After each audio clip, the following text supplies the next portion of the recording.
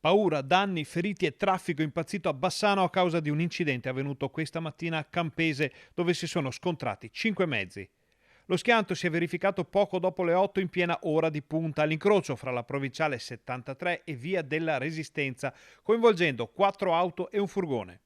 La dinamica, come pure eventuali responsabilità, è ancora al vaglio degli agenti della polizia locale del Bassanese subito intervenuti sul posto. Il bilancio al momento è di 3 feriti portati al San Bassiano per le cure del caso. Secondo le prime informazioni nessuno di loro sarebbe in gravi condizioni. Una persona è però stata estratta dalle lamiere della sua auto dai vigili del fuoco di Bassano. Durante le operazioni di soccorso e rimozione dei mezzi incidentati, la provinciale è andata in tilt e si sono create lunghe colonne di auto e camion in entrambe le direzioni. A complicare ulteriormente la situazione sono i lavori in Val Sugana sull'altra sponda del Brenta che comportano da giorni una deviazione sulla provinciale all'altezza del ponte di Campolongo.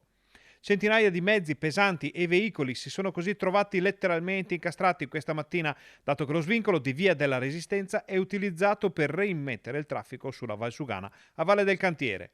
A Campese sono arrivati anche i carabinieri della compagnia di Bassano. L'intera area è rimasta bloccata per ore con ripercussioni molto pesanti per la viabilità bassanese e per i residenti. L'allarme è rientrato in tarda mattinata, ma ancora una volta un incidente ha dimostrato la fragilità del sistema viario locale, che dal primo intoppo si trasforma in un caos di tir e macchine in grado di assediare letteralmente i paesi della valle.